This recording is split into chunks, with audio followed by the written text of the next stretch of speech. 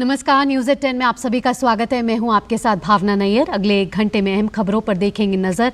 खबरें होंगी देश और दुनिया की और खास नजर होगी सिक्किम में बादल फटने से आई बाढ़ ने भीषण तबाही मचा दी है। साथ ही लाइट कॉम्बैट एयरक्राफ्ट तेजस नए कीर्तिमान बना रहा है और आम आदमी पार्टी के राज्यसभा सांसद संजय सिंह के घर ईडी ने छापा मारा है।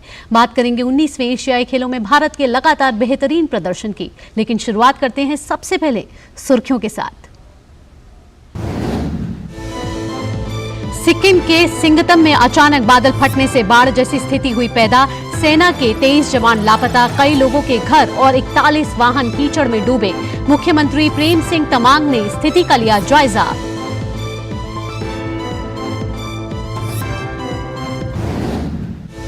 आबकारी नीति घोटाले में आम आदमी पार्टी के राज्यसभा सांसद संजय सिंह की बड़ी मुश्किलें। संजय सिंह के सरकारी आवास पर प्रवर्तन निदेशालय की तलाशी जारी।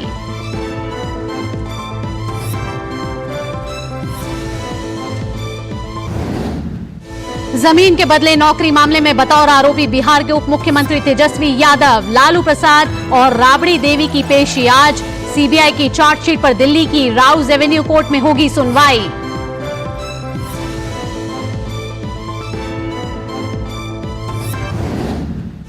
भारतीय वायुसेना के पास अब होगा तेजस का नया संस्करण। आज बेंगलुरु में HAL कंपनी वायुसेना को सौंपेगी तेजस का ट्रेनर वर्जन। रक्षा राज्य मंत्री और एयर चीफ मार्शल रहेंगे मौजूद। रिजर्व बैंक ऑफ इंडिया की मौद्रिक नीति समिति की बैठक आज से 3 दिन की समीक्षा के बाद 6 तारीख को होगी नतीजों की घोषणा।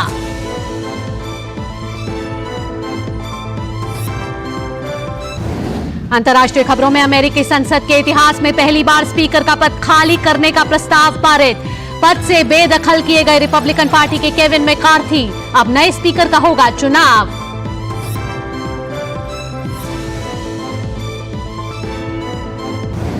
खेल जगत में एशियाई खेलों में सर्वाधिक पदक के रिकॉर्ड को तोड़कर भारत ने रचा इतिहास। तीरंदाजी में कंपाउंड मिश्रित टीम में स्वर्ण पदक के साथ भारत ने जीता 71वां पदक। ज्योति और ओजस ने जीता स्वर्ण। प्रधानमंत्री ने दी बधाई। वहीं जावलिन में आज नीरज चोपड़ा पर होगी नजर। और अब खबरें विस्तार से। उत्तरी सिक्किम के लोहनक झील के ऊपर अचानक बादल फटने से सिंगतम के तीस्ता नदी में अचानक बाढ़ आ गई। घाटी में कुछ सैन्य प्रतिष्ठान प्रभावित हुए हैं। इस दौरान सेना के 23 जवान के लापता होने की खबर है। उनके पानी के बहाव में बहने की आशंका है। सेना के जवानों की तलाश शुरू कर दी गई है। वहीं कई लोगों के घर और 41 वाहन कीचड़ में डूब गए हैं। इस वजह से सिंगतम का संपर्क बाकी स्थानों से कट गया है। साथ ही उत्तरी सिक्किम में कई जगह भूस्खलन की वजह से राजमार्ग पर आवागमन रुक गया है। इसके अलावा सिक्किम को देश के अन्य हिस्सों से जोड़ने वाला एकमात्र राष्ट्रीय राजमार्ग 10 कई जगह बाधित है। वहीं भारी बारिश और बाढ़ से सिक्किम के अधिकांश जिलों में तबाही मची है। सड़कें, बांध, पुल सभी को भारी नुकसान हुआ है। उधर मेली में नेशनल हाईवे 10 पूरी तरह से बह गया है। इसलिए प्रशासन अपने स्तर पर चौकसी बरत रहा है ताकि जान माल के नुकसान को कम किया जा सके। मुख्यमंत्री प्रेम सिंह तमांग ने बादल फटने के बाद बाढ़ से प्रभावित इलाकों का दौरा किया है। और इसी के लिए ज्यादा जानकारी के लिए हमारे साथ जुड़ चुके हैं हमारे संवाददाता सुधीर सिंह। सुधीर, आपसे जानना चाहूंगी कि ताजा हालात क्या हैं, बाढ़ से कितना नुकसान पहुंचा है जान माल को, और अगर बात करें कि राहत की तो क्या सेना BRO लगातार काम कर रही है? बिल्कुल, देखिए जो प्रभावित इलाके हैं, सेना और BRO की टीम से लगातार इन इलाकों में राहत और बचाव का कार्य कर रही है। लेकिन जिस तरीके से सडन क्लाउड बर्स्ट हुआ, जो लोनाक लेक है वहां सडन क्लाउड बर्स्ट हुआ, उसके बाद से जो नीचे के एरिया है, तीस्ता रिवर है, लाचन वैली है, यहाँ पानी बहुत तेजी से आया और उसी का नतीजा है कि इसके आसपास के जो इलाके थे उन इलाकों में जो लोग हैं प्रभावित हैं। खासतौर पर चूंकि हम जानते हैं ये जो एरिया है तिब्बत से सटा एरिया है और स्ट्रेटेजिकली बहुत ज्यादा इम्पोर्टेंट है जी। तो यहाँ जो सेना की मौजूदगी है वो है और इस वजह से खास बात यह है कि जो सेना के प्रवक्ता है गुवाहाटी के, उनकी तरफ से जो जानकारी दी गई है कि करीब 40 से ज्यादा जो व्हीकल्स हैं जो सेना के वो उनको नुकसान पहुंचा है, वो पानी में डूब गए और करीब 23 जो सेना के जवान अभी मिसिंग है और उनके लिए जो राहत और बचाव का जो पूरे इलाके में काम है वो चलाया जा रहा है। जी और अगर खाने और पानी की व्यवस्था हो सुधीर, तो किस तरीके की व्यवस्था प्रशासन की ओर से की जा रही है? देखिए, चूंकि घटना अभी बिल्कुल जिस तरीके से प्रशासन जो लोकल है वो उन चीजों को आकलन करा कि आखिर किस तरीके की मदद की जरूरत है। और सबसे खास बात, चूंकि सेना की मौजूदगी इन इलाकों में भावना बहुत ज्यादा है, तो जाहिर तौर पर सेना का जो अपने HDR मिशन है उनके लिए बहुत बेहतरीन तरीके से काम करती है और उसी की तैयारी सेना की तरफ से की जा रही है। जाहिर तौर पर जो सेना की टीम्स हैं वो इन इलाकों में पहुंच रही है, लगातार राहत और बचाव का काम जारी है और इस चीज का आकलन भावना स्थानीय स्तर पर ज्यादा बेहतर तरीके से किया जाता है कि आखिर किन इलाकों में चीजों की जरूरत है। उसी के मद्देनजर जो सेना की टीम है, जो स्थानीय प्रशासन है, कोऑर्डिनेशन के जरिए इन इलाकों में राहत और बचाव का काम कर रहा है। और सुधीर, क्या जो शैक्षिक संस्थान हैं, ऑफिसेज हैं या फिर दूसरे जो इंस्टीट्यूट्स हैं, क्या वो खुले रहेंगे? देखिए, अभी इस तरीके से ये कहना कि शैक्षणिक संस्थान या ये सारी चीजें खुली रहेंगी, ये चीजें जो स्थानीय स्तर पर प्रशासन है वो किस तरीके के हालात हैं, क्या आने लायक स्थिति है कि नहीं है, या कई सारे ऐसे शैक्षणिक संस्थान और ऐसे इलाके हैं जो सडन क्लाउड बर्स्ट और जो पानी का जो बाढ़ आई है उसकी वजह से उन इलाकों तक पहुंचना मुश्किल है, तो ज्यादातर पर ऐसे इलाके बंद रहेंगे। जो इलाके प्रभावित नहीं है उनकी तरफ चीजें सामान्य है, लेकिन जिन प्रभावित इलाकों में प्रायोरिटी ये है कि सबसे पहले जो लोग फंसे हुए हैं जो उनको राहत और बचाव के जरिए बाहर निकाला जाए। जी। और मौसम विभाग से ताज़ा जानकारी अगर जो मिली है सुधीर, उससे क्या कहा जा रहा है कि अगले 24 घंटों में या अगले 48 घंटों में क्या बारिश के अनुमान हैं? देखिए भावना, मौसम इससे पहले जो जानकारी हमसे मौसम विभाग की तरफ से जो साझा की गई थी उसमें सडन क्लाउड बर्स्ट की चेतावनी दी गई थी और कहा यह गया था कि जिन इलाके हैं जो लोनाक वैली है या इनके आसपास के जो लोनाक लेक है, जो उसके आसपास के जो इलाके हैं उनमें लोगों को खाली करवाया जाए, उन लोगों को जो है सुरक्षित स्थान पर ले जाया जाए। चूंकि ये एरिया जो टेरेन है वो बहुत ज्यादा ऊंचे इलाकों में है, तो ऐसे स्थानों पे मौसमी परिस्थितियां जो अचानक से कई बार तेजी से बदलती हैं, उसके लिहाज से मौसम विभाग जो है वक्त वक्त पर ऐसी जो चेतावनी है, ऐसी जो मैसेजेस हैं वो ब्रॉडकास्ट करता रहता है। तो उसी के मद्देनजर ये जो कार्रवाई है उसमें सेना की तरफ से भी कोशिश ये की गई थी कि जो लोग हैं उन्हें सुरक्षित स्थान पर लेकर जाया जाए। और जाहिर तौर पर अभी की अगर हम बात करें तो सबसे पहली प्रायोरिटी न केवल स्थानीय प्रशासन और सेना की चीज है कि जो लोग फंसे हुए हैं जो हैं उनको सबसे पहले बाहर निकाला जाए, उनका राहत और बचाव कार्य पहुंचाया जाए। और सुधीर, जो ये तीस्ता नदी है जो बहुत ही महत्वपूर्ण नदी है, जहां जल स्तर एकदम बढ़ गया है भारी बारिश आने से और बादल फटने से, तो कितना ये जल स्तर बढ़ गया है और क्या घरों में पानी भर चुका है अभी? देखिए, तीस्ता रिवर की खास तौर बात करें और सबसे पहले भावना इस इलाके की खास बात करें तो बहुत ऊंचाई पर स्थित है चरी, और जो लोनाक लेक है नॉर्थ सिक्किम का, वहाँ फ्लैश फ्लड आई, वहाँ सडन क्लाउड बर्स्ट हुआ, उससे निचले इलाकों में पानी बहुत तेजी से आया, खास तौर पर तीस्ता रिवर और जो लाचन वैली है उन इलाकों में। और इसके आसपास के जो एस्टैब्लिशमेंट थे वहाँ पानी हुआ, तो जाहिर तौर पर आसपास के जो चूंकि बहुत घनी बसावट इन इलाकों में नहीं है, कुछ एक पॉकेट्स में जो कुछ शहर और कुछ जो नागरिक इलाके हैं उन इलाकों में पानी भरा है, उन सब चीजों में पड़ा, और निचले जो इलाके हैं वहाँ पानी ज्यादा पहुंचा है। तो जाहिर तौर पर जो जिस तरह की दृश्य और जिस तरह के हालात हमें दिखाई दे रहे हैं वो काफी ज्यादा भयावह दिखाई दे रहे हैं, और वो ऐसा लग रहा है कि जो इलाके हैं वहाँ पानी बहुत ज्यादा पहुंचा है। और अभी सबसे बड़ी बात भावना, जो मैंने पहले भी कहा कि पहली प्रायोरिटी सबसे पहले राहत और बचाव कार्य की। बिल्कुल सुधीर, साथ ही क्या आम जन को कितनी तकलीफ सहनी पड़ रही है, कितनी तकलीफों का सामना करना पड़ रहा है? बिल्कुल, देखिए भावना, ये एक ऐसी चीज है जब भी इस तरह की कोई प्राकृतिक आपदा आती है तो सबसे पहले जो आम नागरिक हैं या हम सेना के जवान हैं सभी चूंकि इस इलाके से प्रभावित हुए, तो जाहिर तौर पर उनको बहुत ज्यादा इसकी वजह से परेशानी हो रही है। और लोगों का भी चूंकि इस इलाकों तक अभी चूंकि शुरुआती तौर पर जो जानकारी है वो हासिल हो पा रही है, तो अभी जिस तरीके के हालात दिखाई दे रहे हैं उससे ये लग रहा है कि वाकई जो परेशानी है, जो आपदा है वो काफी बड़ी है। और प्रशासन और सेना दोनों की कोशिश की है सबसे पहले जो प्रभावित इलाके हैं वहां तक राहत और बचाव का पहुंचाया जाए। अभी प्रशासन की ओर से अगर मदद की बात की जाए सुधीर, तो किन राहत जो मदद है वो पहुंचाई जा रही है, जो इमरजेंसी में पहुंचाई जाती है?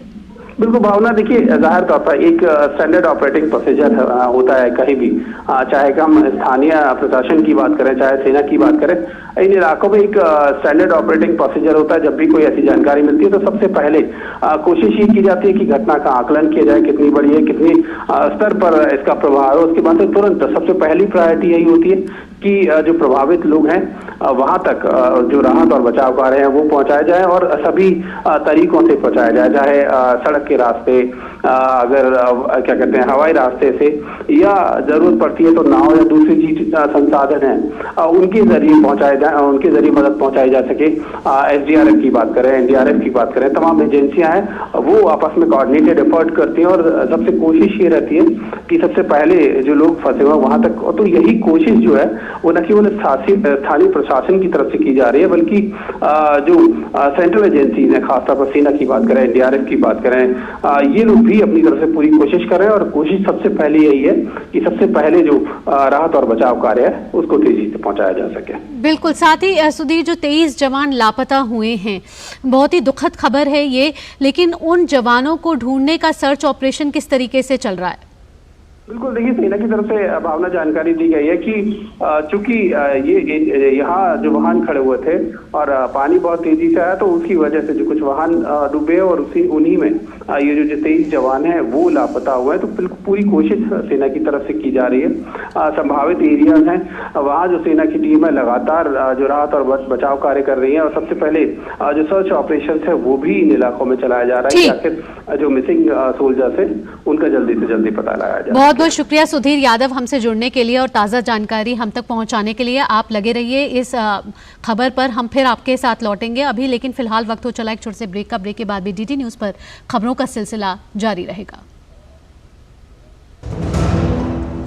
शुरू करो, डालो बुनियाद, घर महल नजर आएगा। वंडर लाइए, वंडर अपनाइए, फर्क नजर आएगा। वंडर सीमेंट, फर्क नजर आएगा।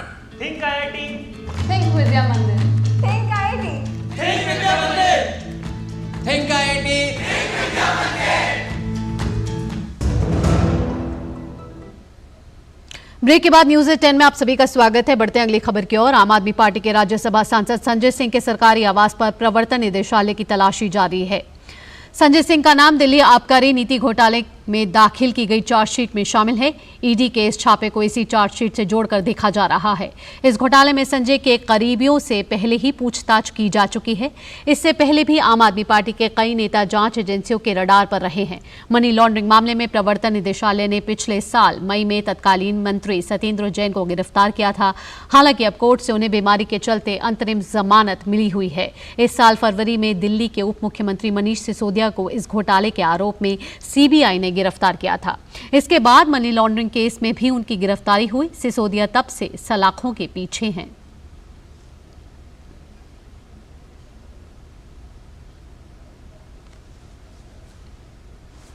और संजय सिंह की मुश्किलें लगातार बढ़ रही हैं। ईडी ने आज सुबह उनके सरकारी आवास पर छापेमारी की है। आपको बता दें कि आबकारी घोटाले के मामले में संजय सिंह की मुश्किलें लगातार बढ़ रही हैं और उनकी घर की तलाशी जारी है। इससे पहले भी अगर आम आदमी पार्टी के नेताओं की बात की जाए तो उनके घर भी छापामारी हुई है और जो मुख्यमंत्री थे, उप मुख्यमंत्री थे मनीष सिसोदिया, वो अभी भी सलाखों के पीछे हैं। बात करें अगर दिल्ली भाजपा के अध्यक्ष वीरेंद्र सचदेवा ने क्या कहा है, तो उन्होंने कहा है कि दिल्ली के शराब घोटाले मामले में आप सांसद संजय सिंह के घर पर छापेमारी हुई है। इस मामले में दिल्ली के मुख्यमंत्री अरविंद केजरीवाल और उनके कट्टर ईमानदार नेताओं के चेहरे बेनकाब होंगे। दिल्ली के शराब घोटाले में आम आदमी पार्टी के सांसद संजय सिंह के यहां आज जांच एजेंसी ने रेड की है।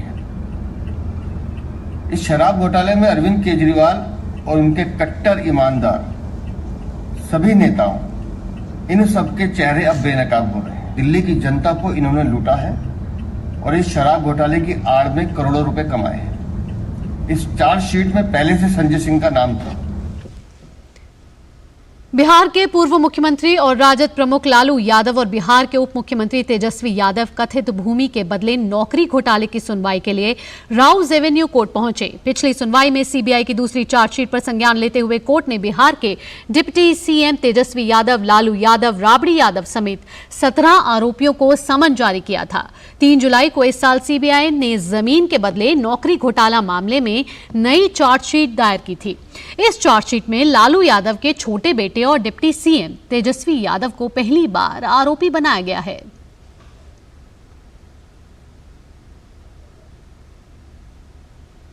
रांची भूमि घोटाले में मनी लॉन्ड्रिंग के तहत जांच कर रही ईडी ने आज झारखंड के मुख्यमंत्री हेमंत सोरेन को पूछताछ के लिए बुलाया है। ईडी की ओर से उन्हें भेजा गया यह 5वां समन है। पिछले 4 समन में मुख्यमंत्री पूछताछ के लिए उपस्थित नहीं हुए थे। 5वें समन पर सीएम के ईडी कार्यालय जाने की संभावना कम है। मुख्यमंत्री ने सुप्रीम कोर्ट की सलाह पर हाईकोर्ट में ईडी की कार्रवाई के विरुद्ध याचिका दायर की है। अभी तक यह सुनवाई के लिए सूचीबद्ध नहीं हुआ है।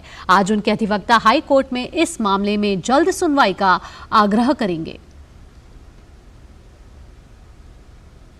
वाराणसी के ज्ञानवापी परिसर से जुड़ी याचिकाओं पर आज इलाहाबाद हाईकोर्ट में सुनवाई होगी। इस मामले में दोपहर बाद सुनवाई होने की उम्मीद है। ज्ञानवापी विवाद से जुड़ी 5 याचिकाओं पर इलाहाबाद हाईकोर्ट एक साथ सुनवाई कर रहा है। इनमें से 3 याचिकाएं 1991 में वाराणसी की अदालत में दाखिल किए गए केस की पोषणीयता से जुड़ी हुई हैं। 2 अर्जियां ईएसआई के सर्वेक्षण आदेश के खिलाफ हैं। 1991 के मुकदमे में विवादित परिसर हिंदुओं को सौंपे जाने और वहां पूजा अर्चना की इजाजत दिए जाने की मांग की गई थी। ये मुकदमा 1991 में वाराणसी की अदालत में दाखिल किया गया था। ज्ञानवापी मामले को लेकर हाईकोर्ट को मुख्य रूप से यही तय करना है कि वाराणसी की अदालत इस मुकदमे को सुन सकती है या नहीं। चीफ जस्टिस प्रीतिंकर दिवाकर की एकल पीठ मामले में सुनवाई करेगी। अदालत में पिछली सुनवाई में मुस्लिम पक्ष की आपत्ति को खारिज कर दिया गया था। मुस्लिम पक्ष ने 3 बार फैसला सुरक्षित होने के बाद फिर से सुनवाई किए जाने के फैसले पर एतराज जताया था। भारत का लाइट कॉम्बैट एयरक्राफ्ट तेजस नए कीर्तिमान बना रहा है। आज का दिन भी तेजस और भारतीय वायुसेना के लिए बेहद महत्वपूर्ण साबित होने वाला है। आज हमारी वायुसेना को तेजस का नया संस्करण मिलने जा रहा है, जो एक ट्रेनर वर्जन होगा। बेंगलुरु में ये कार्यक्रम रखा गया है और इसे इसकी निर्माता कंपनी हिंदुस्तान एरोनॉटिक्स लिमिटेड वायुसेना को सौंपेगी। आज के कार्यक्रम में बेंगलुरु में रक्षा राज्य मंत्री अजय भट्ट, भारतीय वायुसेना प्रमुख एयर चीफ मार्शल विवेक राम चौधरी, HAL अध्यक्ष CB अनंत कृष्णन मौजूद रहेंगे। तेजस का नया रूप ट्विन सीटर ट्रेनर वर्जन है। इस ट्रेनर एयरक्राफ्ट को LT-2501 नाम दिया गया है। इस लीड इन फाइटर ट्रेनर यानी LIFT भी कहते हैं।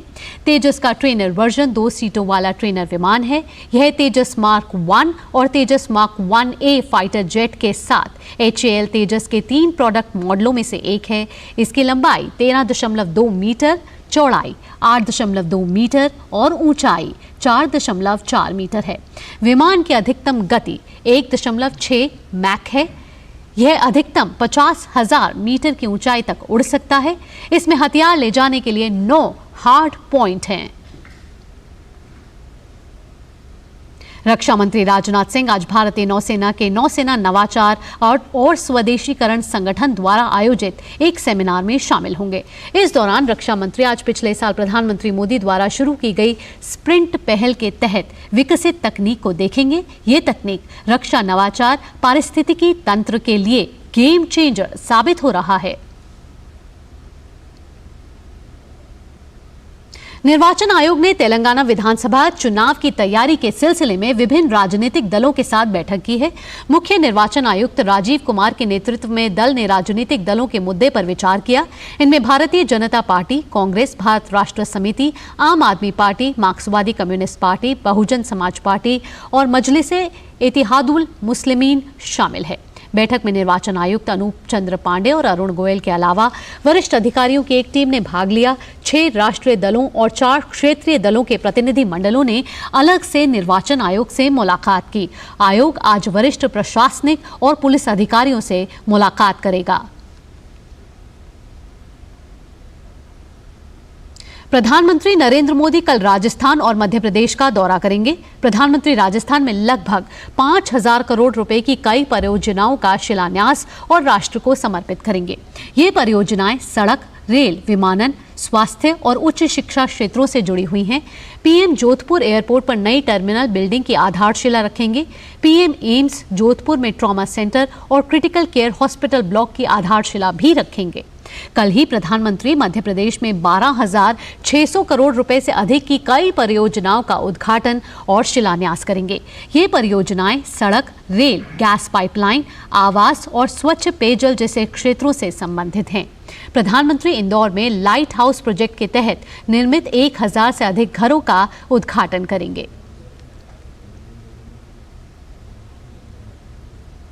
लद्दाख हिल डेवलपमेंट काउंसिल करगिल के लिए मतदान जारी है। करगिल की 26 सीटों में 87 उम्मीदवार मैदान में हैं। कुल 200 से ज्यादा मतदान केंद्रों पर मतदान जारी है, जिसके लिए सुरक्षा के पुख्ता इंतजाम किए गए हैं। इनमें से 114 केंद्र अति संवेदनशील हैं और 99 मतदान केंद्र संवेदनशील हैं। वहीं 65 मतदान केंद्र सामान्य श्रेणी में हैं। चुनाव को सुचारू रूप से संपन्न कराने के लिए सामान्य, संवेदनशील और अति संवेदनशील मतदान केंद्रों की पहचान कर उचित सुरक्षा व्यवस्था की गई है और कुछ मतदान केंद्रों पर सीसीटीवी कैमरे भी लगाए गए हैं। ये पहली बार है जब लद्दाख हिल डेवलपमेंट काउंसिल करगिल के लिए हो रहे चुनाव में M2 टाइप मशीन वाले ईवीएम के जरिए मत डाले जा रहे हैं। लद्दाख के केंद्र शासित प्रदेश बनने के बाद क्षेत्र में पहली बार मतदान हो रहे हैं। केंद्र सरकार ने त्रिपुरा के 2 विद्रोही गुटों national liberation front of Tripura और ऑल त्रिपुरा टाइगर फोर्स पर 5 साल का प्रतिबंध लगा दिया है। यह प्रतिबंध दोनों समूहों के सहयोगी संगठनों पर भी लागू है। इन पर देश की संप्रभुता और एकता के खिलाफ गतिविधियों में शामिल होने का आरोप है। गृह मंत्रालय ने अधिसूचना जारी करते हुए कहा है कि NLFT और ATTF का उद्देश्य भारत से अलग कर त्रिपुरा को अलग राष्ट्र बनाना है। इसके लिए ये गुट कई साल से अन्य संगठनों की सहायता से सशस्त्र विद्रोह कर रहे हैं और त्रिपुरा के लोगों को उकसा रहे हैं। केंद्र सरकार का मानना है कि दोनों गुट विध्वंसक और हिंसक गतिविधियों में शामिल हैं और अपने उद्देश्य की पूर्ति के लिए आतंक फैला रहे हैं। ये दोनों गुट नागरिकों और सुरक्षा बलों के जवानों की हत्या में शामिल रहे हैं। इसके साथ ही ये कारोबारियों, व्यापारियों और जनता से वसूली करते हैं। ये दोनों गुट देश की संप्रभुता और एकता के लिए खतरा हैं। दोनों गुटों और उनके सहयोगी संगठनों पर गैर कानूनी गतिविधियां रोकथाम अधिनियम 1967 की धारा 3 के तहत कार्रवाई की गई है। भारत की 3 दिवसीय दौरे पर आए डोमिनिकन गणराज्य के उपराष्ट्रपति रकेल पेना रॉड्रिग्स आज उपराष्ट्रपति जगदीप धनखड़ से मुलाकात करेंगी। डोमिनिकन रिपब्लिक और IIT दिल्ली के बीच MOU पर हस्ताक्षर भी होंगे। इससे पहले कल नई दिल्ली में विदेश मंत्री S जयशंकर ने डोमिनिकन गणराज्य के उपराष्ट्रपति रकेल पेना रॉड्रिग्स से मुलाकात की। बैठक में व्यापार, वाणिज्य, शिक्षा, रक्षा, अंतरिक्ष और नवीकरणीय ऊर्जा में द्विपक्षीय संबंधों को लेकर चर्चा की गई। इसके साथ ही क्षेत्रीय और बहुपक्षीय मुद्दों पर भी विचारों का आदान प्रदान किया गया।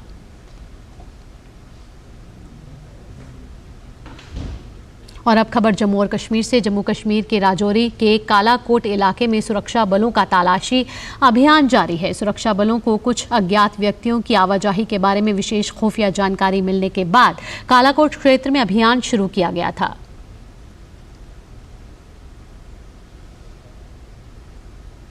सतना में कल देर रात एक 3 मंजिला इमारत गिरने से उसमें काम कर रहे 3 मजदूर दब गए। यहां मलबे में दबने से एक मजदूर की मौत तो वहीं 2 को घायल बताया जा रहा है। घटना कल रात 11 बजे की बताई जा रही है। जानकारी के अनुसार घटना शहर के बिहारी चौक के पास की गई है, जहां एक 3 मंजिला मकान में रेनोवेशन का काम चल रहा था, जिसमें इमारत के ऊपरी मंजिल पर मजदूर काम कर रहे थे। जानकारी के अनुसार घटना की वजह अंदर से पिलर को तोड़ा जाना बताया जा रहा है। राजस्थान के भरतपुर में बस और ट्रेलर की टक्कर में 3 लोगों की मौत हो गई है। वहीं इस घटना में 24 लोग घायल हुए हैं। कल रात 2 बजे के करीब बरसो गांव के पास राष्ट्रीय राजमार्ग संख्या 21 पर खड़ी एक खराब ट्रेलर से बस टकरा गई। पुलिस ने मौके पर पहुंचकर घायलों को बस से बाहर निकाला। चालक और परिचालक की मौके पर ही मृत्यु हो गई है और एक व्यक्ति के इलाज के दौरान मृत्यु हो गई। घायलों का इलाज नजदीक के अस्पताल में चल रहा है।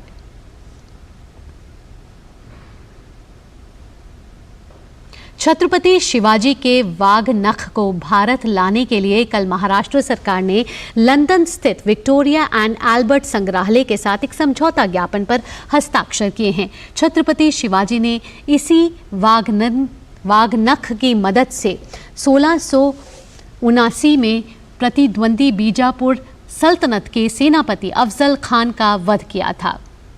महाराष्ट्र के सांस्कृतिक मामलों के मंत्री सुधीर मुनगंटीवार और V&A संग्रहालय के निदेशक डॉक्टर ट्रिस्ट्राम हंट ने एक MOU पर हस्ताक्षर किए हैं। हंट ने कहा है कि उन्हें उम्मीद है कि पूरे महाराष्ट्र में वाघ नख के प्रदर्शन के दौरान इसके इतिहास और उत्पत्ति को लेकर और शोध करने में मदद मिलेगी। छत्रपति शिवाजी के राज्याभिषेक के 350 साल पूरे होने जा रहे हैं। महाराष्ट्र में इस अवसर पर आयोजित प्रदर्शनियों में इस वाघ नख को दर्शाया जाएगा। इसे 3 साल के लिए भारत को सौंपा गया है। अंग्रेजों की ग्रीष्मकालीन राजधानी शिमला पर कुदरत की टेढ़ी नजर क्या पड़ी, शहर का आकर्षण ही बदल गया। हालांकि धीरे धीरे ये शहर अपने पुराने स्वरूप में लौटने लगा है। खासकर स्मार्ट सिटी के रुके प्रोजेक्ट्स को पूरा करने में यहाँ के अधिकारी जुट गए हैं। इंदौर में स्मार्ट सिटी अवार्ड में पहुंचे CEO शिमला गोपाल चंद से बात की हमारे संवाददाता धीरज कुमार ने। स्मार्ट सिटी मिशन के जरिए शिमला शहर में कई महत्वपूर्ण कार्य हुए हैं। इस मुद्दे पर बात करने के लिए हमारे साथ शिमला के CEO मौजूद हैं। हमारे इस टाइम जो है लगभग जो 750 करोड़ रुपए शिमला स्मार्ट सिटी में इन्वेस्ट हो रहे हैं, जिसमें कि हमारे लगभग जो है 80% कार्य जो कंप्लीट हो चुके हैं। और स्मार्ट सिटी के अंतर्गत शिमला में बहुत सारे अच्छे काम हुए हैं। पहाड़ी क्षेत्र को देखते हुए वहाँ पर जो है हमारी सड़कें और रास्तों की बड़ी आवश्यकता होती है, तो हमने हमारा जो काफ़ी एक अच्छा फोकस उसमें स्मार्ट पाथ्स में रहा है, जिसमें कि संजौली से लेकर IGMC जो इंदिरा गांधी मेडिकल कॉलेज है वहाँ तक जो है हमारा स्मार्ट पाथ जो बना है वो काफ़ी अच्छा बना है। उसके बाद हमने रूफ टॉप जो सोलर लाइट्स है उसमें भी कार्य किया है, और स्मार्ट मीटर के ऊपर भी हमने कार्य किया है वहाँ पे। और इसके अतिरिक्त हमारा जो ICCC बना है उसमें हमने ड्रोन सर्वेलेंस को भी उसके साथ कनेक्ट किया है। जो टनल की बात हो रही है, कितना महत्वपूर्ण है टनल उस शहर के लिए? हाँ, जो दिल्ली टनल जो काफ़ी पुराना अंग्रेज़ों के समय में बना हुआ है, वो काफ़ी नैरो है, ऑलमोस्ट सिंगल लाइन का है। वो वहाँ पर काफ़ी आवश्यकता थी कि एक दूसरी जो टनल वहाँ पे बनाई जाए। तो हमारी जो टनल जो दूसरी बनी है वो भी स्मार्ट सिटी के अंतर्गत बनी है। उसकी लागत लगभग 17 करोड़ रुपये है, जिसका कि लगभग जो है 95% कार्य पूरा हो चुका है। और शिमला के ट्रैफिक को देखते हुए एक बहुत बड़ी जो है वो उपलब्धि है। ख्वाहिश रहती है कि हम पैदल चलें, देखें शहर को, पहाड़ों की खूबसूरती को निहारें, बाकी चीज़ों को देखें। तो पैदल यात्रियों के लिए उस शहर ने क्या क्या किया है? पैदल यात्रियों के हमें लगभग जितना भी, जैसे खासकर जो हमारा सर्कुलर रोड है, क्योंकि ट्रैफिक मूवमेंट बहुत ज़्यादा होती है तो पैदल चलने में बहुत परेशानी होती है। तो हमने लगभग सारे जो सर्कुलर रोड हो गया, दूसरे मेन जो मुख्य हमारे मार्ग है वहाँ पे सबको जो हमने जो है सब में जो हमने जो है फुटपाथ जो है वो बनवाए वहाँ पे पैदल चलने की, जिससे कि यात्रियों को और खासकर टूरिस्ट को जो है काफ़ी सुविधा मिली है। तो ये थे हमारे साथ शिमला के CEO गोपाल चंद। हालांकि उस शहर को मौसम की मार झेलनी पड़ी है, काफ़ी जो दुश्वारियाँ झेलनी पड़ी है, उसके बावजूद शिमला शहर में कई महत्वपूर्ण कार्य हुए हैं। कैमरामैन मोहित मिकी के साथ धीरज कुमार, DD न्यूज़। वक्त हो चला एक छोटे से ब्रेक का। ब्रेक के बाद भी DD न्यूज़ पर खबरों का सिलसिला जारी रहेगा। शुरू करो, डालो बुनियाद, घर महल नजर आएगा। वंडर लाइए, वंडर अपनाइए, फर्क नजर आएगा। वंडर सीमेंट, फर्क नजर आएगा। ब्रेक के बाद आपका स्वागत है न्यूज़ एट 10 में। बढ़ते हैं अगली खबर की ओर। केंद्र सरकार की महत्वाकांक्षी योजना one nation one ration card योजना लोगों के लिए वरदान साबित हो रही है। One nation one ration card के तहत चंबा जिले के लोग लाभान्वित होकर काफी खुश हैं। केंद्र सरकार की one nation one ration card योजना चंबा जिले के लोगों के लिए वरदान बनकर उभरी है। अब चंबा जिले के लोग इस योजना के कारण कहीं से भी अपना राशन ले पाते हैं, जिससे उन्हें किसी तरह की समस्या का सामना नहीं करना पड़ता। चंबा जिले के लोगों का कहना है कि केंद्र सरकार द्वारा शुरू की गई one nation one ration card योजना से उन्हें काफी लाभ मिला है। इसके लिए वे केंद्र सरकार के आभारी हैं। भारत के यशस्वी प्रधानमंत्री नरेंद्र मोदी जी का तहे दिल से धन्यवाद करता हूं कि जो ये सुविधाएं, जो ये योजना चलाई हुई है या जो भी ये सुविधाएं मिल रही है भारत में सभी को, अपने हिमाचल में हमें जैसे मैं हिमाचल में अभी रह रहा हूं, इसके बाद अगर मैं कहीं बाहर चले जाता हूं तो यही राशन कार्ड मेरे को वहां पे इम्प्लीमेंट हो जाएगा। जो केंद्र सरकार के द्वारा एक योजना चलाई गई है जिसका नाम one nation one ration card है, के तहत लोगों को ये फ़ायदा मिलेगा कि किसी भी राज्य में कहीं भी उनको डिपो में जो राशन मिलता है वो कहीं भी राज्य में मिलना उपलब्ध होगा। बता दें कि पहले जहां का राशन कार्ड होता था वहीं पर डिपो होल्डर द्वारा राशन उपलब्ध करवाया जाता था, लेकिन one nation one ration card के तहत राशन कार्ड धारक कहीं भी किसी भी राशन के डिपो से राशन ले सकते हैं।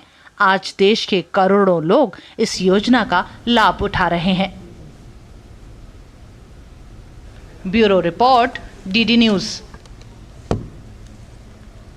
वीर शहीदों को नमन और देश की माटी को वंदन करता मेरा माटी मेरा देश कार्यक्रम पूरे देश में व्यापक जन भागीदारी के साथ मनाया जा रहा है। देश के अलग अलग हिस्सों में मिट्टी एकत्र कर कलश यात्राएं निकालने के साथ वृक्षारोपण और पंच प्रण के जरिए देश के शहीदों के प्रति कृतज्ञता और आभार व्यक्त करते हुए इस अभियान में लोग बढ़ चढ़कर हिस्सा ले रहे हैं। आजादी के अमृत महोत्सव के तहत पूरे देश में मेरी माटी मेरा देश कार्यक्रम का आयोजन किया जा रहा है। इसी कड़ी में ओडिशा के भुवनेश्वर में भी मेरी माटी मेरा देश कार्यक्रम का आयोजन हुआ। आयोजन में केंद्रीय सूचना एवं प्रसारण मंत्री अनुराग सिंह ठाकुर और केंद्रीय मंत्री धर्मेंद्र प्रधान शामिल हुए। कार्यक्रम के दौरान केंद्रीय सूचना एवं प्रसारण मंत्री अनुराग सिंह ठाकुर ने मेरी माटी मेरा देश अभियान को देश में एकजुटता और युवाओं में राष्ट्र निर्माण की भावना का प्रेरक बताया। देश के 6 लाख से ज्यादा गांव से 25 करोड़ से ज्यादा घरों से ये मिट्टी इकट्ठी करके आएंगे तो देश के 7500 ब्लॉक्स पर एक कार्यक्रम होगा। ये अमृत कलश लेकर आप सब वहां पर ब्लॉक लेवल पर पहुंचेंगे। ये सारी मिट्टी उन 7500 कलश में डाल दी जाएगी और 7500 कलश लेकर 75,000 volunteers will travel from 7,500 blocks of the country to the national capital via state capital. इसी कड़ी में मुरादाबाद में उत्तर प्रदेश के लोक निर्माण मंत्री जितिन प्रसाद ने पंचायत भवन में मेरी माटी मेरा देश कार्यक्रम के तहत कलश यात्रा में भाग लिया। इस दौरान शहीदों के परिजनों को सम्मानित भी किया गया। प्रधानमंत्री जी का खास अभियान हमारे स्वतंत्रता संग्राम सेनानियों को जो याद में उनकी कार्यक्रम चलाया गया है, उसके उपलक्ष्य में भी यहाँ कार्यक्रम किए जाएंगे और विभिन्न अधिकारियों से भी यहाँ समीक्षा की गई है। वहीं फरीदाबाद की वल्लभगढ़ विकासखंड पंचायत कार्यालय में भी मेरी माटी मेरा देश कार्यक्रम का आयोजन हुआ।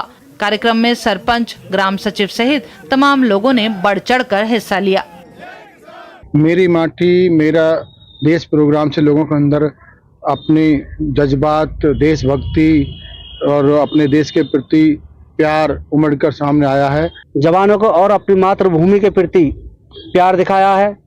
इस प्रोग्राम से हमारे हर गांव में, हर पंचायत में यह संदेश जाता है, हमारे बच्चों में भी भविष्य में ये जाता है कि सब आज हम सुरक्षित जो बैठे हुए हैं, वीर जवानों की वजह से बैठे हुए हैं, मातृभूमि की वजह से बैठे हुए हैं। हमें अपने शहीदों को याद करने का मौका मिल रहा है, अपने देश की माटी के बारे में जानकारी मिल रही है, वीरों को नमन करने के लिए और देश के लिए और ज़्यादा अग्रसर होने की प्रेरणा मिल रही है। मेरी माटी मेरा देश कार्यक्रम के माध्यम से नई पीढ़ी को स्वतंत्रता के अमर शहीदों के बलिदान के बारे में जागरूक करने के इस प्रयास में पूरे देश के हर हिस्से से बढ़ चढ़कर भागीदारी देखी जा रही है। Bureau report, DD news.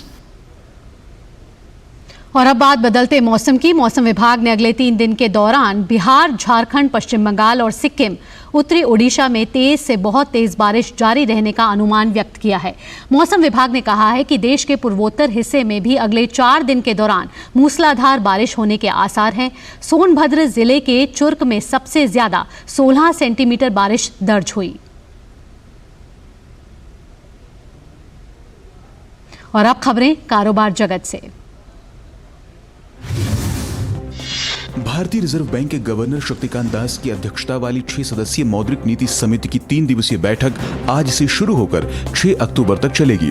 बैठक के नतीजों का ऐलान 6 अक्टूबर को किया जाएगा। भारतीय रिजर्व बैंक इस हफ्ते होने वाली मौद्रिक नीति समीक्षा बैठक में प्रमुख नीतिगत दर यानी रेपो रेट को स्थिर रख सकता है। देश का कोयला उत्पादन सितंबर में करीब 16% बढ़कर 67 करोड़ टन रहा, जो 1 साल पहले इसी महीने में 58 करोड़ टन था। कोयला मंत्रालय के बयान में कहा गया है कि चालू वित्त वर्ष में सितंबर तक कुल कोयला उत्पादन 12% बढ़कर 428 मीट्रिक टन हो गया है, जो 1 साल पहले की समान अवधि में 382 मीट्रिक टन था। प्रधानमंत्री स्ट्रीट वेंडर्स आत्मनिर्भर निधि योजना पटरी कारोबारियों के कारोबार को आर्थिक संबल प्रदान करने में सफल साबित हो रही है। योजना ने पूरे देश में 50 लाख से ज्यादा स्ट्रीट वेंडर्स को फायदा पहुंचाकर एक महत्वपूर्ण कदम हासिल किया है। भारतीय रेल ने 2022-23 की पहली 2 तिमाही में 758 मीट्रिक टन माल ढुलाई का लक्ष्य हासिल कर लिया है, जो पिछले वर्ष की इसी अवधि की तुलना में लगभग 21 मीट्रिक टन की वृद्धि दर्शाता है। वहीं रेलवे की आय की बात करें तो रेलवे ने पिछले वर्ष की समान अवधि की तुलना में लगभग 2700 करोड़ रुपए अधिक की आय अर्जित की है। राष्ट्रीय कृषि एवं ग्रामीण विकास बैंक को बेसल 3 मानदंड लागू होने पर अप्रैल 2024 से अपनी बैलेंस शीट को दोगुना करने की गुंजाइश मिल सकेगी।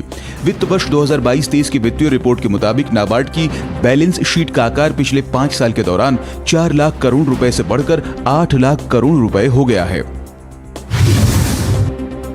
साल 2018 में इंफ्रास्ट्रक्चर का फाइनेंसिंग एंड कंस्ट्रक्शन कंपनी को सरकारी नियंत्रण में रखे जाने के 5 साल बाद IL&FS समूह ने करीब 35,000 करोड़ रुपए के कर्ज का निपटान कर लिया है। कर्ज भुगतान में चूक के बाद इसे सरकारी नियंत्रण में लाया गया था। बिरंची नारायण साहू ने भारतीय प्रतिभूति एवं विनिमय बोर्ड के कार्यकारी निदेशक के रूप में कार्यभार संभाल लिया है और वह वित्तीय जांच विभाग का कामकाज देखेंगे। इससे पहले साहू सेबी में मुख्य महाप्रबंधक थे और 1996 में इस नियामकीय संस्था में शामिल होने के बाद से उन्होंने कई पदों पर काम किया है। Tata steel, JSW steel, Hindalco और कोल इंडिया जैसी धातु और खनन कंपनियां हाल के महीनों में शेयर बाजार में बेहतरीन प्रदर्शन करने वाले क्षेत्रों में शामिल रही हैं। S&P BSE मेटल इंडेक्स पिछले 3 महीने में 13% बढ़ा है, जो व्यापक बाजार से बेहतर प्रदर्शन करते हुए पिछले साल 29% बढ़ा है। गौतम अडानी की अडानी समूह की फ्लैगशिप कंपनी अडानी एंटरप्राइजेस के लिए अच्छी खबर है। अबू धाबी की इंटरनेशनल होल्डिंग कंपनी ने अडानी समूह की अडानी एंटरप्राइजेस में अपनी हिस्सेदारी को बढ़ाकर 5% से ज्यादा कर लिया है। जम्मू कश्मीर के कठुआ जिले के 100 साल से अधिक पुराने पारंपरिक शिल्प बसोहली पश्मीना को भौगोलिक संकेतक का दर्जा मिला है। बसोहली पश्मीना हाथ से काता गया उत्पाद है, जो अत्यधिक कोमलता, सुंदरता और हल्के वजन के लिए जाना जाता है। भारतीय रिजर्व बैंक ने कहा है कि सरकार के लिए कोर बैंकिंग समाधान ई-कुबेर 31 मार्च 2024 को रविवार के दिन भी चालू रहेगा। महालेखा नियंत्रक ने यह सुझाव दिया है कि 31 मार्च को वित्त वर्ष का अंतिम दिन होने के सभी तरह के सरकारी लेन देन के लिए ई-कुबेर का सक्रिय रहना जरूरी है। इस बिंदु को ध्यान में रखते हुए ई-कुबेर को 31 मार्च 2024 को भी चालू रखने का फैसला किया गया है। Bureau report, DD news. और अब खबरें अंतर्राष्ट्रीय जगत से। कनाडा के प्रधानमंत्री जस्टिन ट्रूडो ने कहा है कि कनाडा भारत के साथ बिगड़े रिश्तों को और बिगाड़ना नहीं चाहता। साथ ही उन्होंने कहा कि कनाडा की कोशिश है कि नई दिल्ली के साथ जिम्मेदारी पूर्वक और रचनात्मक तरीके से जुड़ सके। ओटावा में पत्रकारों से बात करते हुए ट्रूडो ने यह भी कहा कि कनाडा के लिए भारत में जमीनी स्तर पर राजनयिकों का होना महत्वपूर्ण है। ट्रूडो ने आगे कहा कि हम इस समय भारत के साथ बेहद चुनौतीपूर्ण समय से गुजर रहे हैं। We're going through an extremely challenging time with India right now, but that's why it's so important for us to have diplomats on the ground working with the Indian government there to support Canadians and Canadian families. We're taking this extremely seriously, but we're going to continue to engage responsibly and constructively with the government of India. We're not looking to escalate, as I've said. We are going to be doing the work that matters in continuing to have constructive relations with India through this extremely difficult time. Republican party के Kevin McCarthy को अमेरिकी प्रतिनिधि सभा के अध्यक्ष पद से हटा दिया गया है। 234 साल के इतिहास में पहली बार सदन ने 216 से 210 वोटों के साथ स्पीकर का पद खाली करने का प्रस्ताव का समर्थन किया। कल देर रात मैट गेट्स ने स्पीकर को हटाने के लिए सदन में प्रस्ताव पेश किया था। राष्ट्रपति चुनाव से 1 साल पहले मैकार्थी की जगह लेने के लिए अब एक चुनाव होगा। बता दें कि पिछले हफ्ते उन्होंने अमेरिका में शटडाउन को रोकने के लिए स्टॉप गैप फंडिंग उपाय पारित करने के लिए डेमोक्रेट के साथ दिया था। बताया जा रहा है कि मैकार्थी का यह कदम रिपब्लिकन पार्टी के नेताओं को पसंद नहीं आया। अमेरिका के पूर्व राष्ट्रपति डोनाल्ड ट्रंप की मुश्किलें कम होने का नाम ही नहीं ले रही। प्रमुख अदालत के एक कर्मचारी की निंदा करने के बाद न्यूयॉर्क के एक न्यायाधीश ने कल ट्रंप के खिलाफ आदेश दिया। न्यायाधीश ने आदेश देते हुए ट्रंप के नागरिक व्यापार पर सीमित प्रतिबंध लगाया है। गवाही के बाद न्यायाधीश आर्थर एंगरोन ने आदेश जारी किया कि जो मामलों में सभी पक्षों पर लागू होता है। डोनाल्ड ट्रंप ने सोशल मीडिया प्लेटफॉर्म पर न्यायाधीश एंगरोन के मुख्य क्लर्क एलिसन ग्रीनफील्ड को लेकर टिप्पणी की थी। इससे एक दिन पहले भी सोमवार को ट्रंप गवाही देने कोर्ट में पेश हुए थे। अमेरिकी राष्ट्रपति जो बाइडेन ने सहयोगी देशों यूरोपीय संघ और नाटो सैन्य सहयोगियों के साथ बात कर यूक्रेन के लिए समर्थन जारी रखने की बात कही है। व्हाइट हाउस के बयान जारी कहा कि राष्ट्रपति बाइडेन ने Canada, Germany, Italy, Japan, Poland, Romania, Britain और फ्रांस के नेताओं के साथ बातचीत की है। बाइडेन ने यूक्रेन के रूस के खिलाफ युद्ध प्रयासों में कमी और हाल में अमेरिकी कांग्रेस ने शटडाउन से बचाने के लिए यूक्रेन की सहायता को रोकने के बीच इन नेताओं से बातचीत की है। व्हाइट हाउस के प्रवक्ता जॉन किर्बी ने प्रेस वार्ता के दौरान कहा कि यूक्रेन का समर्थन हमारी राष्ट्रीय सुरक्षा को मजबूत करता है। इटली के वेनिस में एक बस हादसे में 21 लोगों की मौत हो गई है, जबकि 40 लोगों के घायल होने की खबर है। इस बस में बड़ी तादाद में पर्यटक मौजूद थे। मिरेस्त्रे जिले में एक बस ओवरपास से रेलवे लाइनों के करीब गिर गई। सड़क पर गिरने के बाद कोच में आग लग गई। हालांकि दुर्घटना की वजह की सटीक जानकारी अभी तक नहीं मिल सकी है। इस घटना की जांच के आदेश दिए गए हैं। इटली की प्रधानमंत्री जॉर्जिया मेलोनी ने इस घटना पर दुख जताया है। फ्रांस ने आर्मेनिया को भविष्य में हथियार मुहैया करवाने पर सहमति जताई है। फ्रांस ये कदम अपनी सुरक्षा सुनिश्चित करने के लिए कर रहा है। फ्रांस की विदेश मंत्री कैथरीन कोलोना ने येरेवेन की यात्रा के दौरान कहा कि फ्रांस आर्मेनिया के क्षेत्रीय अखंडता के प्रति सजग है। ये पश्चिमी देशों के किसी भी मंत्री की आर्मेनिया की पहली यात्रा थी। पेरिस पहले ही आर्मेनिया को मानवीय सहायता के तौर पर 12.5 मिलियन यूरो की सहायता दे चुका है। फ्रांसीसी अधिकारियों ने बाकू पर यूरोपीय संघ के प्रतिबंध लगाने के विचार का समर्थन किया है। यूक्रेन के राष्ट्रपति वोलोडिमिर ज़ेलेंस्की ने उत्तर पूर्व हिस्से का दौरा कर कमांडरों के साथ युद्ध की स्थिति पर चर्चा की। अपने रात्रि संबोधन में ज़ेलेंस्की ने कहा कि उन्होंने खार्किव के नजदीक सेना के कमांडर से इलाके की सुरक्षा और बाखमुत के नजदीक दक्षिणी हिस्से में आगे की कार्रवाई पर चर्चा की है। नाइजीरिया में माली के साथ लगने वाली देश की सीमा के पास सशस्त्र विद्रोहियों के हमले में लगभग 29 नाइजर सैनिक मारे गए हैं। इस घटना में अन्य 2 सैनिक गंभीर रूप से घायल हुए हैं। देश में असुरक्षा को लेकर चिंता का माहौल है। नाइजीरिया के रक्षा मंत्रालय ने बताया कि आतंकवादियों के खिलाफ अभियान से लौटने के क्रम में मोटर बाइकों पर सवार 100 से अधिक हमलावरों द्वारा विस्फोटक उपकरणों और आत्मघाती हमलावरों द्वारा सैनिकों को निशाना बनाया गया।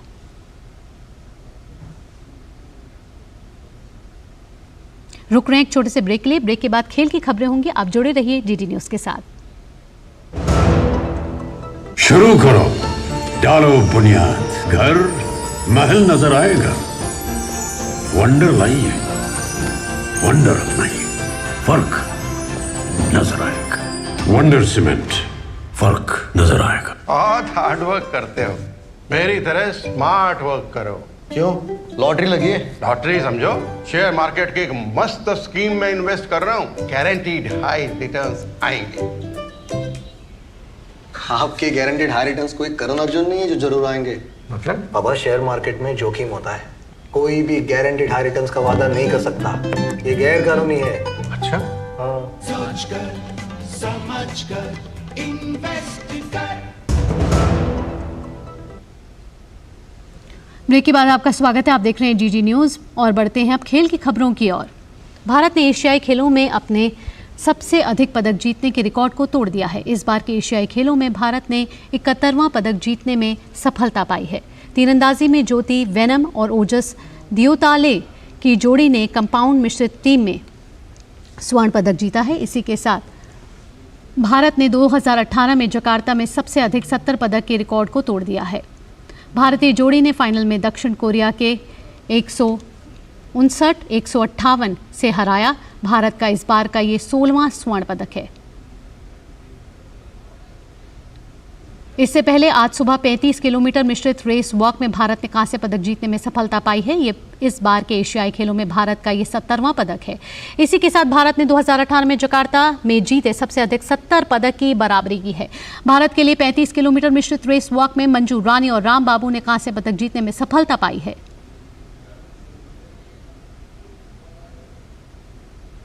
एशियाई खेलों में आज कबड्डी में भारतीय पुरुष टीम ने जीत हासिल करने में सफलता पाई है।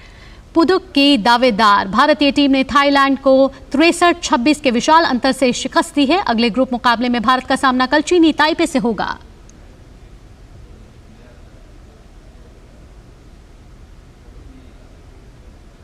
प्रधानमंत्री नरेंद्र मोदी ने 19वें एशियाई खेलों के तीरंदाजी के मिश्रित कंपाउंड टीम इवेंट में स्वर्ण पदक जीतने वाली ज्योति वेनम और ओजस को बधाई दी है। अपने बधाई संदेश में पीएम ने लिखा है कि एशियाई खेलों में तीरंदाजी में पहला स्वर्ण पदक। मिश्रित कंपाउंड टीम स्पर्धा में स्वर्ण पदक जीतने के लिए ज्योति वेनम और ओजस को बधाई। असाधारण कौशल, सटीकता और टीम वर्क से शानदार परिणाम मिला है। आप दोनों को बधाई। पीएम मोदी ने 35 किलोमीटर पैदल चाल में कांस्य पदक जीतने वाले राम बाबू और मंजू रानी को भी बधाई दी है। उन्होंने लिखा है कि 35 किलोमीटर रेस वॉक मिश्रित टीम स्पर्धा में कांस्य पदक के साथ भारत को गौरवान्वित करने के लिए राम बाबू और मंजू रानी को बधाई। यह इन दोनों एथलीटों द्वारा दिखाए गए जबरदस्त धैर्य और दृढ़ संकल्प के बिना संभव नहीं था। और हमारे संवाददाता जुड़ चुके हैं हमारे साथ। चीन के होंगझू से जुड़ रहे हैं हमारे संवाददाता गौरव, लगातार भारत का बेहतरीन प्रदर्शन 19वें एशियाई खेलों में और प्रधानमंत्री नरेंद्र मोदी ने भी अब बधाई दी है। देखिए, जाहिर तौर पर यही एक सफलता का सबसे बड़ा मंत्र है, क्योंकि जिस तरह से पीएम हमेशा आगे आते हैं और हमेशा खिलाड़ियों की हौसला अफजाई करते हैं और जिस अंदाज में करते हैं, चाहे खिलाड़ियों के पदक आए या ना आए, लेकिन वो जिस तरह से हौसला अफजाई करते हैं तो ये खिलाड़ियों के लिए एक टॉनिक की तरह से होता है। क्योंकि ये खिलाड़ी खुद कहते हैं कि जब भी वो मैदान पर उतरते हैं तो उनको 3 तरह का सपोर्ट होता है। एक तो उनको खुद अपना जो सपोर्टिंग स्टाफ होता है उसका सपोर्ट होता है, एक क्राउड का सपोर्ट होता है, और तीसरा जिस तरह से पीएम का जो ट्वीट आते हैं, जिस तरह से पीएम हमेशा सोशल मीडिया पे एक्टिव रहते हैं और खिलाड़ियों की हौसला अफजाई जो जिस अंदाज में करते हैं वो एक बेहतरीन उनके लिए टॉनिक रहती है। तो जी गौरव से लगता है 16 जो गोल्ड है वो बराबर कर लिए हैं।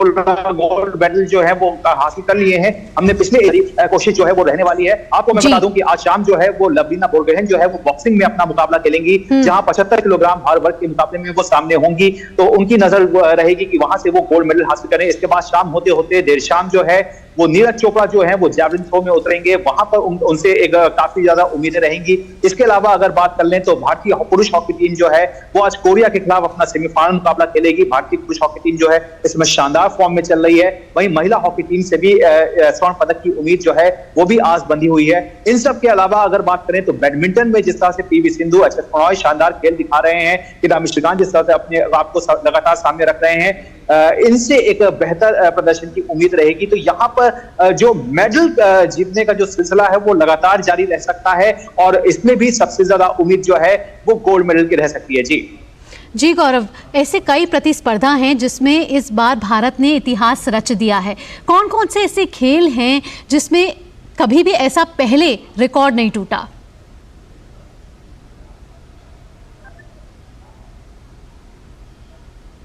जी गौरव, आपको हमारी आवाज पहुंच रही है? जी बिल्कुल। अगर जिस तरह से अगर बात करें कि खेलों की, तो उन खेलों में सबसे पहला नाम आता है इक्वेस्टेरियन का। जिस तरह से इक्वेस्टेरियन के खेल में यानी घुड़सवारी के खेल में हमने 41 साल के बाद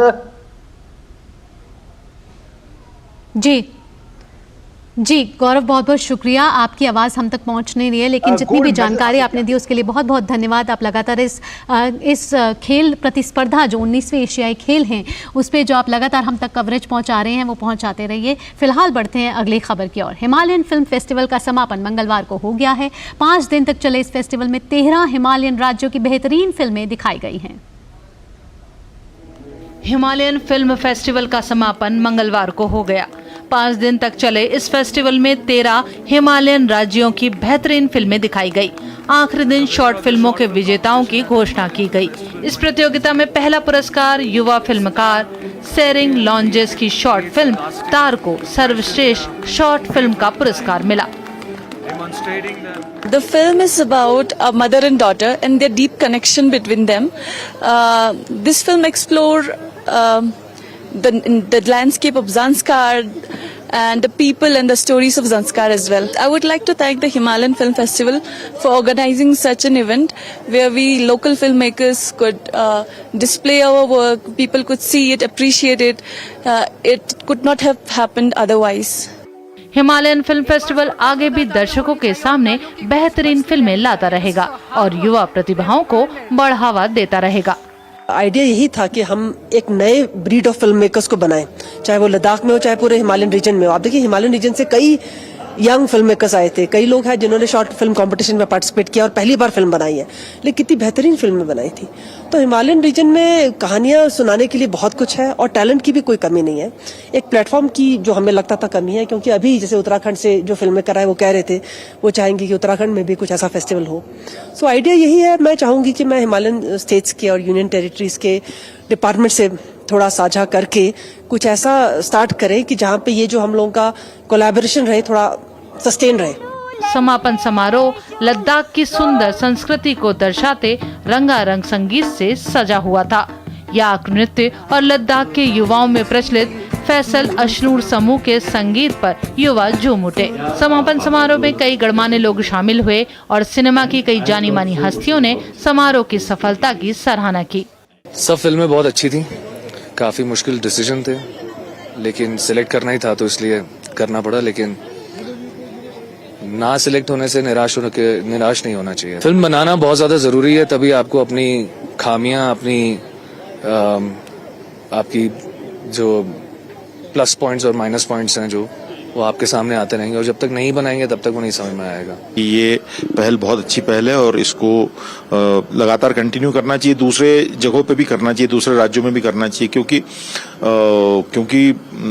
नहीं तो सब सेंट्रलाइज हो जाता है, सिनेमा सेंट्रलाइज हो जाता है। बम्बई ही एक जगह बचती है, दिल्ली एक जगह बचती है, उसके अलावा कोई जगह नहीं बचती।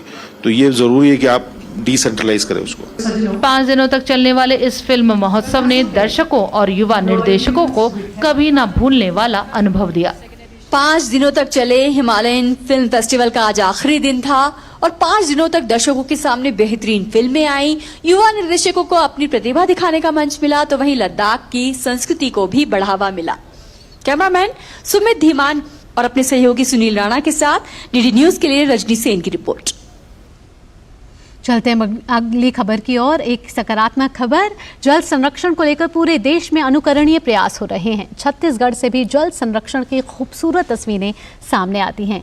आज हम आपको दिखाने जा रहे हैं एक ऐसा प्रयास जिसे कर रही हैं बालोद जिले की महिला कमांडोज। इसके लिए जिले के करीब 500 ग्रामों में अभियान चलाकर घरों में सोख्ता गड्ढा बनाने की मुहिम चल रही है। आइए देखते हैं।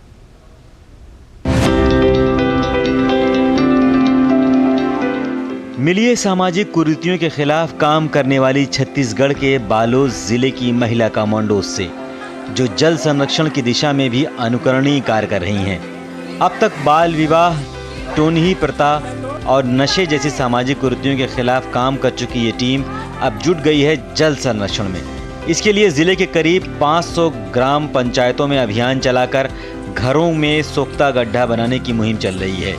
ये लोग न केवल जल संरक्षण का संदेश दे रही हैं, बल्कि गांव के लोगों को ऐसे ही करने के लिए प्रेरित भी कर रही हैं। इतना ही नहीं, ये महिला कमांडोज गांव में पानी बहने वाले स्थानों पर भी सोख्ता गड्ढा का निर्माण करवा रही हैं। उनकी इस मुहिम से जिले के दूरस्थ अंचल के आदिवासी बाहुल्य ग्राम सूरडोंगर की महिला कमांडो भी जुट गई हैं। इन महिलाओं ने भी अपने घरों में सोख्ता गड्ढे बनवाए हैं। महिला कमांडो गांव के घर घर जाकर और रैलियां आदि के माध्यम से लोगों को जल संरक्षण के प्रति जागरूक करती हैं। जल ही जीवन है, जल बचाना जरूरी है। जल स्तर बहुत नीचे गिर गया है और जब तक कि हम अपने आसपास के जो जल स्रोत हैं, जल को नहीं बचाएंगे, जितना ज़्यादा ज़मीन में डालेंगे वो जल हमको फिर पुनः वापस मिलेगा। इस सिद्धांत को समझते हुए हम लोग ग्रामवासी प्रमुख लोग भी इसमें अपना सहयोग कर रहे हैं और उनके साथ में रैलियों में घूम करके, घर घर में जा कर के सब महिलाओं को, ग्रामवासियों को, भाइयों को प्रेरित कर रहे हैं। इन महिलाओं के इस पुनीत कार्य में ग्रामीणों का भी पूरा सहयोग मिल रहा है। ग्राम सूरडोंगर के ग्राम विकास समिति के सचिव नुकुल विश्वकर्मा ने महिला कमांडोज के कार्यों की सराहना करते हुए कहा कि ग्राम विकास समिति भी इन महिलाओं के इस कार्य में उनके साथ खड़ी हैं। स्वच्छाग्राही में जुड़े हुए हैं, जो गली सड़क ये साफ करते हैं और सोख्ता गड्ढा बनाने के लिए घर घर में जाके बताते हैं। और हम लोग सोख्ता गड्ढा बना रहे हैं, या उसका प्रयोग हो रहा है कि नहीं हो रहा है, या संरक्षण के लिए हम लोग पानी बचाव की जो संरक्षण ये अभियान चला रहे हैं, ये हो रहा है नहीं कि उसके लिए हम लोग जाते हैं, निरीक्षण करते हैं। सामाजिक कार्यकर्ता पद्मश्री शमशाद बेगम ने बताया कि बालोद जिले में गिरता वाटर लेवल चिंता का विषय है, जिसे बचाने के लिए महिला कमांडोज द्वारा ये काम उठाया गया है।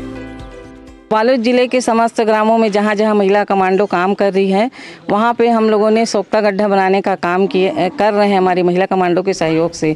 हमारी महिला कमांडो अपने घर में तो स्वयं खोद के बना ही रही हैं, साथ ही साथ हर घर में सोख्ता गड्ढा बने, इसके लिए भी ग्रामवासियों को प्रेरित कर रही हैं। गांव के पानी को गांव में ही सहज कर रखने की कवायद में महिला कमांडोज द्वारा चलाए जा रहे अभियान निश्चित रूप से अनुकरणीय है।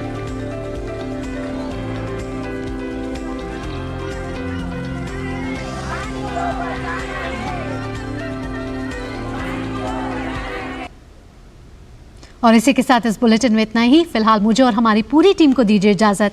नमस्कार।